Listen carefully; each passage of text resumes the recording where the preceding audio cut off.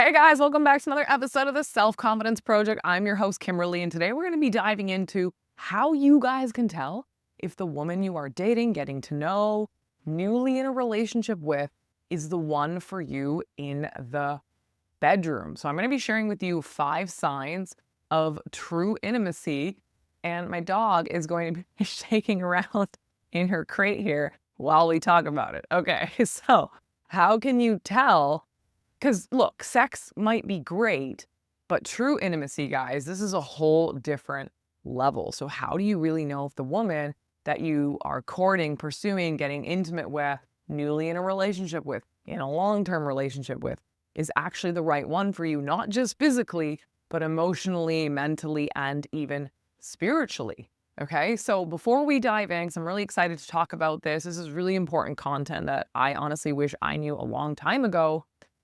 If you are navigating dating in 2025, okay, and you're frustrated, you're burnt out, you're not attracting the right types of women, you're not sure how to set your online dating profile up for success, or you're not even quite sure how to date if you aren't dating online, and you want some guidance, you want some genuine support to navigate dating so that you can attract the right type of woman and get into the right kind of relationship, then please feel welcome to book a complimentary dating strategy call with me.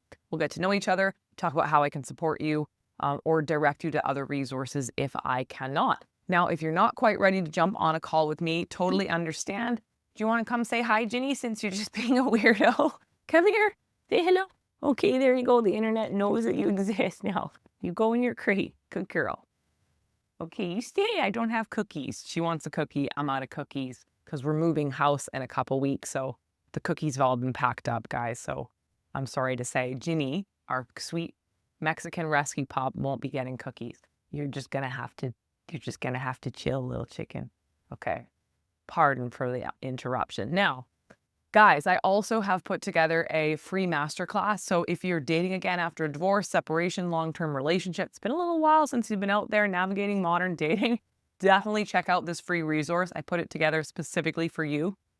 And whether you want to book a call or watch that free masterclass, you're going to find the links in the YouTube show notes here for very easy access. Now, let's talk about what are these signs of true intimacy in the bedroom.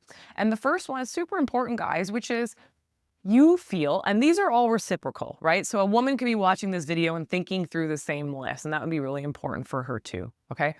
Number 1, you feel safe to be yourself.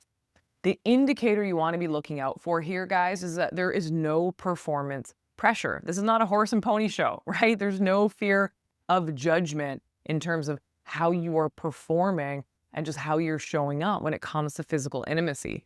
So the example here is that you just don't feel like you're constantly needing to impress this woman every single time you get into the bedroom or into the laundry room or into the wherever you guys go, right? Instead, there's just this natural flow. There's probably some laughter taking place, which is a great sign. And there's something that's really important. There's mutual enjoyment. That's so important. And that's such a good indicator of whether there's true intimacy that is taking place. Now, the signs that a woman is going to give you is that she is creating a space where the both of you can express your desires physically or verbally, right? You can express your preferences, and you can even share what your insecurities are when it comes to bedroom intimacy. And you can do that without shame. Right? Are you at a point in a relationship where you can truly be real about what's going on with you physically in the bedroom, what your intimacy desires are, and do that without fearing a bunch of shame? So important to have this safety first and foremost for men and for women, okay? Secondly, this is hugely important, and I wish I understood this more about myself and about prior partners, is that the connection that you have extends beyond the bedroom. Now, I get it. Some of you that you've had like one night stands or you've had like great hot steamy experiences, the sexual chemistry can be off the charts, right? But the indicator here is that does your intimacy extend beyond the bedroom? It's not just about the physical act, it's also the emotional, intellectual, spiritual, experiential intimacy that you experience with this person outside of just the bedroom. So And a great example to think about here is after you two have rolled around in the sheets or whatever you've done, what happens to your behavior afterwards? Is the woman that you're with gonna just immediately like get out of the bed, go shower, completely ignore you, start making coffee, like do her own thing, like as if you don't exist? She's gonna roll over and start scrolling through her phone at new house renovations or like what's going on? When you guys have completed the act, are you still connected? Are you engaging in pillow talk, cuddles, caressing, sensual touch? Is she staying present with you? Are you staying present with her? Right? Okay. And I know a lot of guys are like, yeah, I'm an after, I'm dead. I got no energy. Yeah, you can muster up a tiny bit of energy to still connect to one another, right? So here's the sign you want to look out for that you have a great woman here for this type of intimacy. She sees physical connection with you as a bigger emotional bond, not just a transaction. It's not just I do this so that you can do this and we're trading favors all the time. It's like, no, this is like part of something that I want in a relationship. This is mutual experience, right? So super important to look out for whether your connection extends beyond the bedroom or it only exists in the bedroom, okay? A lot of people have experiences and have relationships where they have great sexual chemistry, but they're really disconnected in all other areas, or it's vice versa. You're really connected in all those areas, but something's not translating in the physical aspect. So both of those can be problems and both of those things need to be dealt with. So if you actually stick to the end of this video, I'm going to share how you can communicate your positive desires in the bedroom. Now, the third sign is that you have a woman, you have a partner that listens to and respects your needs, and you are doing the same. So the indicator here is that your needs, your boundaries, your preferences, they actually matter. Holy crap, right? She actually cares about what those things are. She's receptive. She wants to listen to your needs. In fact, it's really helpful when you communicate them because then she can actually do something about them. So the example here, right? Theoretical example, guys, that maybe you express to your partner that you love it slow, that you want sensual touch before you dive into anything. And she's going to actually remember that. Or maybe you're the opposite. Maybe you're like, sometimes, babe, I just love it when we just do a real quickie, because my back is sore and I can't, whatever it might be.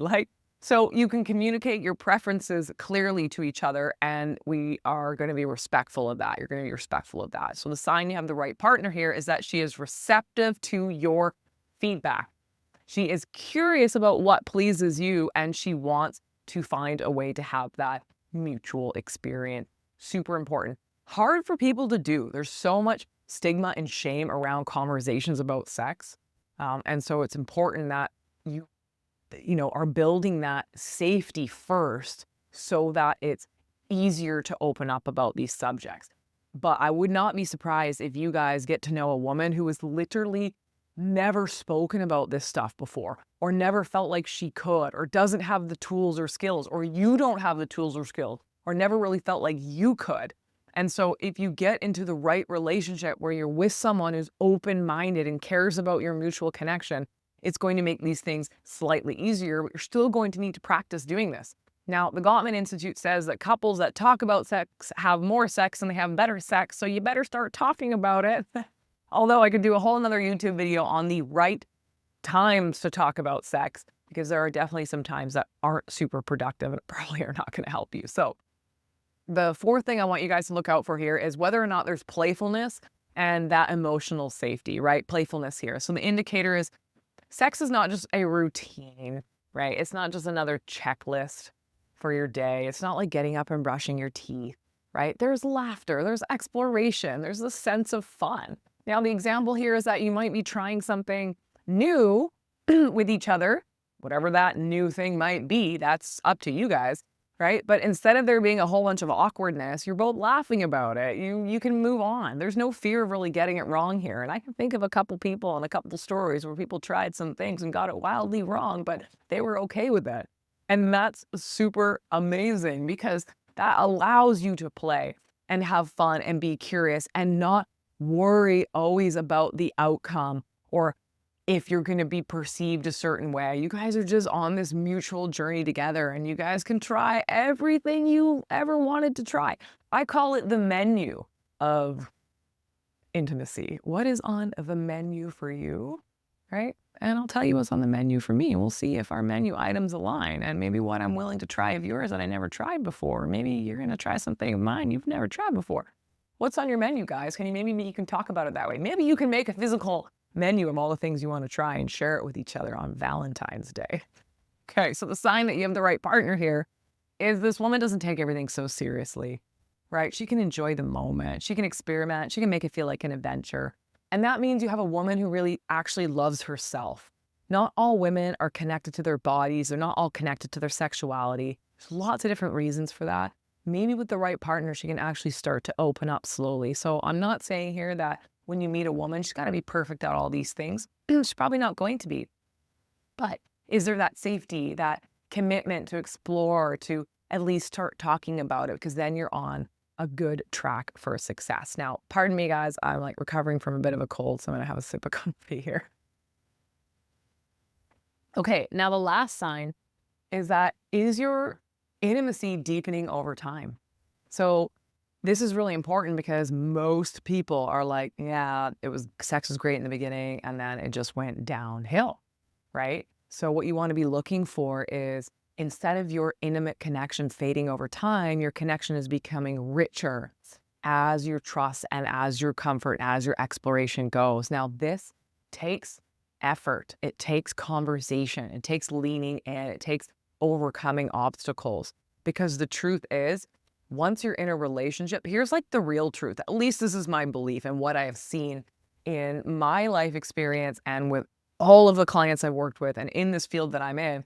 Most people get into relationships and it's like, that's the peak and it's all downhill from there. And that's because people stop doing what they did in the beginning of the relationship. They stop being open-minded. They stop being as caring. They stop being as respectful.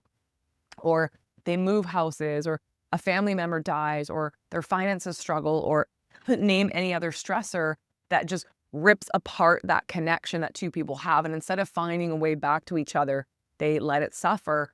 And then there's this demise of this type of intimacy in a relationship, and it's really common. So it does take effort to find your way back to somebody in this way.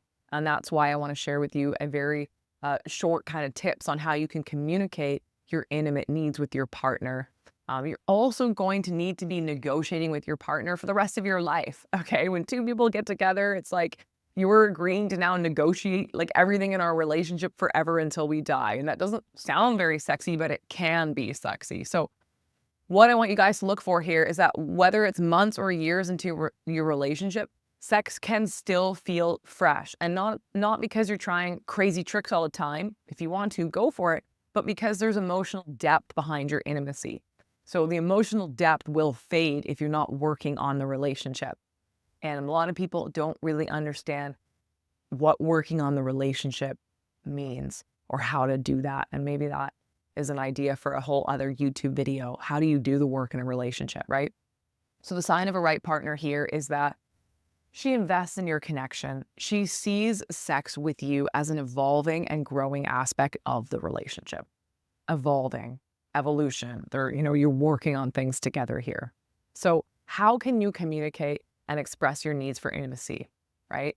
The first kind of just general overarching rule I want to share here, guys, is that whenever you are talking about something that tends to be more sensitive, right? It's so important to state things in the positive. So if you start this conversation with your partner, I just really don't this, and I'm not really sure I like this, and we're not really having enough of this, and how come you never want to do it my way? It's like immediately a woman is just like shutting down. Same way as if she came to you and was like, you never do this and you never do that and you always do this and you always do that. You're like, whoa, lady, like, hold on, let me get my shield to defend from this attack, unprovoked attack, right? So we can't just do that with our partners. You can, but it's not very productive. So you want to always bring conversations up in the positive, which means first you want to acknowledge what the positive is. You want to affirm something in the relationship that is great. I love how connected I feel to you when we're together. I love how connected I feel when we do this. It really makes me feel close to you. I really appreciate this. I really love this about you. I really, whatever, something positive to acknowledge and affirm something great in your relationship. Secondly, you need to express your needs clearly. Clear is kind, because if you're like, hey, I really love if we could have more sex. It's great. Okay, fine. Like it's not that specific. So instead, you want to say, I love it if when we have sex, we could X. Or I love it if when we're intimate, we could do this specific thing, right? Or I would love it if next time we're intimate, we slow down and take our time. You want to be specific. You want things to be actionable. Otherwise, how can a partner truly meet your needs when there isn't really a specific thing to meet, right? And this is something that takes courage and it takes thinking through it before you even say it. Because if you're just reacting or emotional or you're feeling like really frustrated because your intimacy is in a kind of a darker place or in a slower pace, and you're like, oh, I just like this, that, and the other, and you're really vague, it's really hard for a partner to meet your needs anyways. And you might be like, well, I'm telling her all the time, but you need to express your needs clearly. So always using I statements, no blaming, no assuming. I really like it if we could insert positive, clear request. And then you're going to invite her perspective, and hopefully she's going to invite yours if she's communicating with you. And because this is a two-way conversation, not a dictatorship, right? So you're going to ask about her feelings and her needs. How do you feel about our connection in the bedroom? Is there anything you would like more of? Is there anything I can add to this menu? Is there anything you need me to scratch off for you that you're just no longer comfortable doing? Like maybe we just need to update our menus from time to time. Maybe that's a really fun way of having this conversation. And then you just want to reassure and build that connection together. So reinforce the goal that this is about forming a deeper connection, not about fixing a damn thing. We need to stop fixing our partners and fixing our relationships. Instead, let's just focus on connecting more deeply. What can we do to continue connecting more deeply? Not what can we do to fix something that I perceive as broken. I think we all have the ability to use different words and communicate in a different way. But the truth is, humans are so highly sensitive. And so the way that we communicate really does make a difference. And I had to learn that the hard way. 'Cause I was not a very poetic, soft-spoken communicator. And I think that's because I went to a private school and I worked so many years in financial derivatives with men. It's like, there's no kind, soft. No, it's like, get to the point, lady. Or get to the point or get to the message. And so I developed communication that was really like somewhat aggressive. And it just did not land in my relationships, obviously. So I've had to totally relearn this myself. And it's so important and it's way more productive. Being kind and like slow in these conversations and intentional and positive always gets a better result than frustration or reactivity or pointing out things that we feel we need to fix. So it's always about reassuring and building that connection and continuing to explore with each other, because true intimacy is not just about wild experiences. That's on your menu. Have a great time, watch your back, right, and your neck. But it's about a deeper connection. So if you see these signs, this woman might be the amazing fit for you in the bedroom. Her openness and communication to talk about sex is probably going to extend to other areas of life, which means you probably have a woman who's very open-minded and is going to enjoy exploring with you for the rest of your relationship or lives, guys. So if you enjoyed this video, I'd love to hear your comments on what I have shared with you today. I'd also love to hear maybe some of the challenges you've had with communication, but also men that are watching this that have had success having great conversations. Share that, because let's share positive knowledge so that more people can have better sex and better intimacy and better lives and live longer and be happier and radiate positivity. So we're not all driving down the road really frustrated because we just had no sex. And I want you guys all to have more sex and better sex. So hopefully you've really enjoyed this video. I love bringing you guys this content and look forward to talking with all of you next week. Ciao.